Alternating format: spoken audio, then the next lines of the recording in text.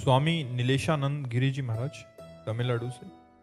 राधे राधे महाराज जी। महाराज जी, भगवान की कृपा से साधु रूप में जीवन समर्पित करने का सौभाग्य मिला है। वेदांत के आत्मविचार और भगवान नाम जप का अभ्यास भी करता हूँ। आत्मा के स्वरूप की स्पष्टता अनुभव में भी है, फिर भी व्यवहार में कभी कभी अहंकार और कर्तापन के संस्कार उभर आते हैं। ये समझ नहीं आ पा रहा है कि ये शेष संस्कारों का स्वभाव कोई फर्क नहीं पड़ता। जब स्वप्न को स्वप्न जान गए जगने के बाद, तो क्या फर्क पड़ेगा? क्या स्वप्न को देखा और जब जगे हम उसे स्वप्न माना कि वो स्वप्न था, तो स्वप्न के गुलाब जामुन या स्वप्न की पेड़ा बर्फी या स्वप्न का गला काटना या स्वप्न के भोग उस समय जागने पर चिंतन होगा, लेकिन वो प्रभावित तो नहीं कर पाएंगे ना।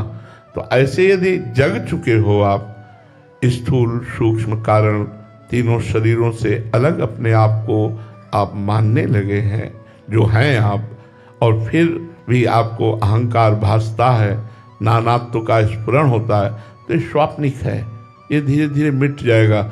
जैसे हम अभी जगे हैं ना, तो स्वप्न का ज़्यादा प्रभाव रहेगा, 1 घंटा बाद कम रहेगा, दोपहर तक बहुत कम रहेगा, शाम तक विस्मृत हो जाएगा।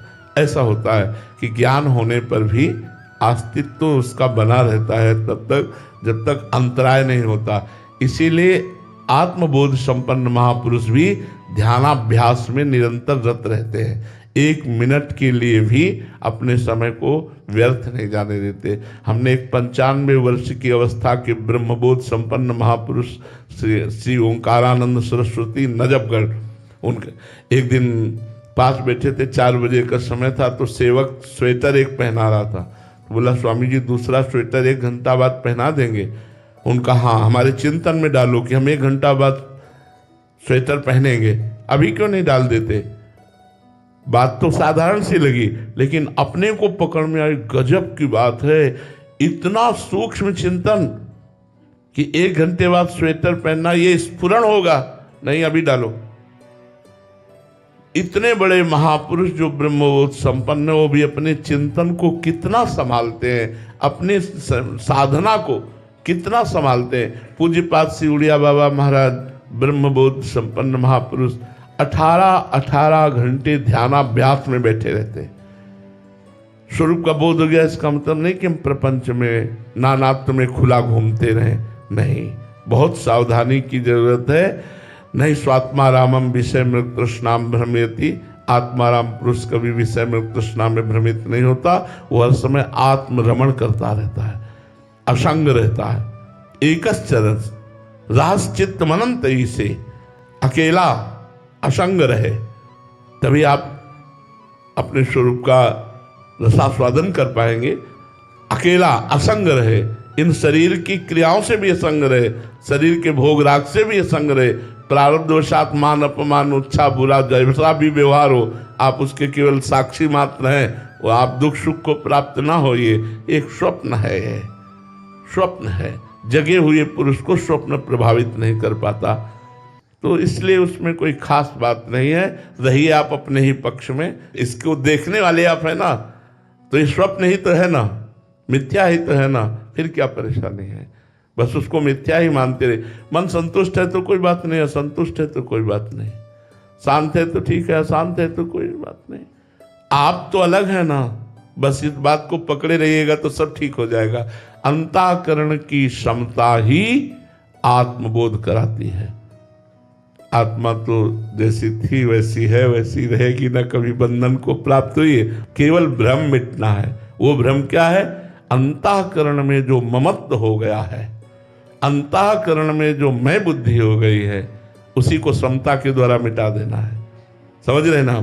मन बुद्धि चित्त अहम, ये सम को प्राप्त हो गया, ब्रह्मबोध हो गया, क्योंकि अपना ही स्वरूप है, कोई और तो है नहीं कि हम और कुछ प्राप्त करना है। ना कभी हम बंधे थे, न कभी बंधे हैं, न कभी बंधे रहेंगे। ये भ्रम हो गया है।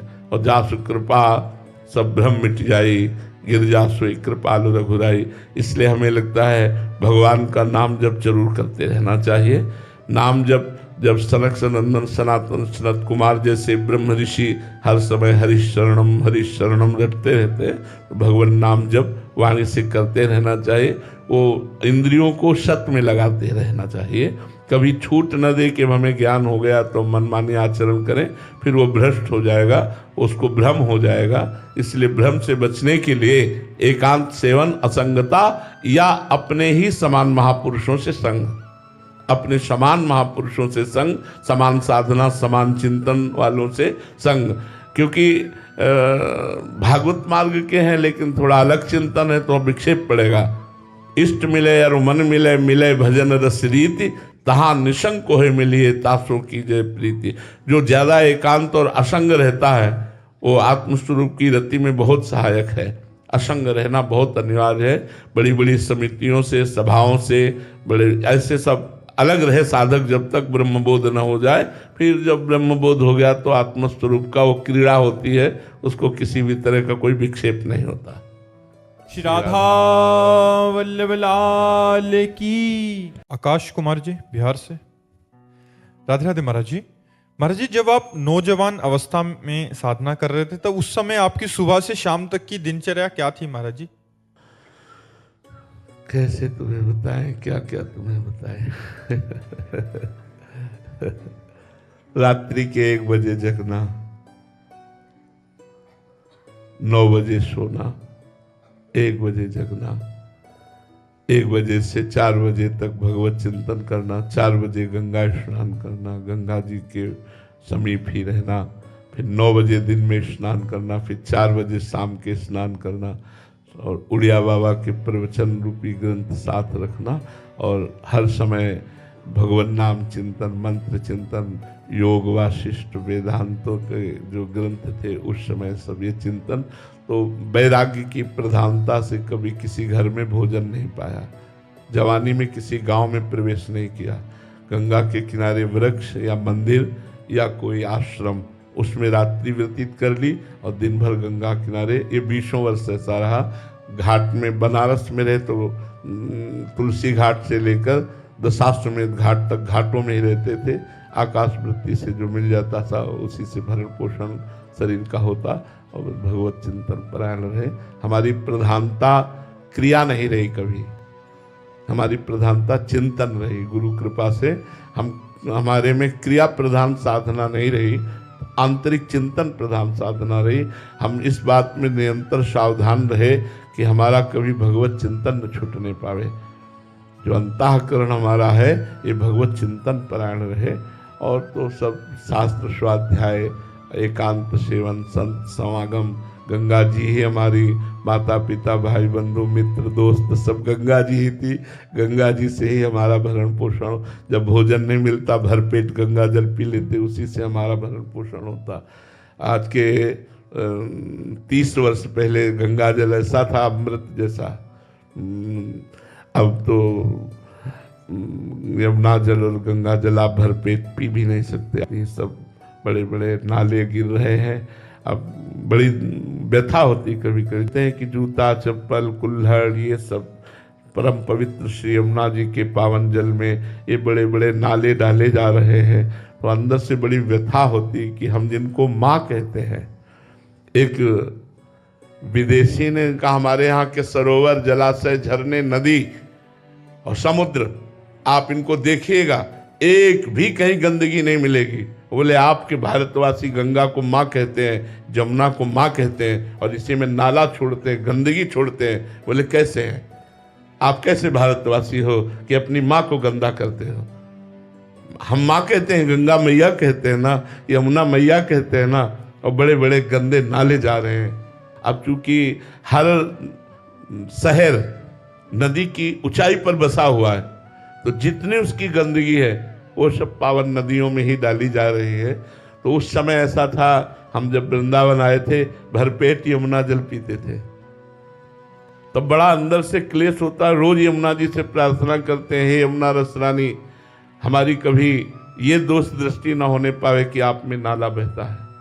आप तो परम पवित्र हैं, लेकिन ये बाहरी दृश्य बड़ा ही सोचनीय है। आप लोग हमारी बात समझ रहे होंगे।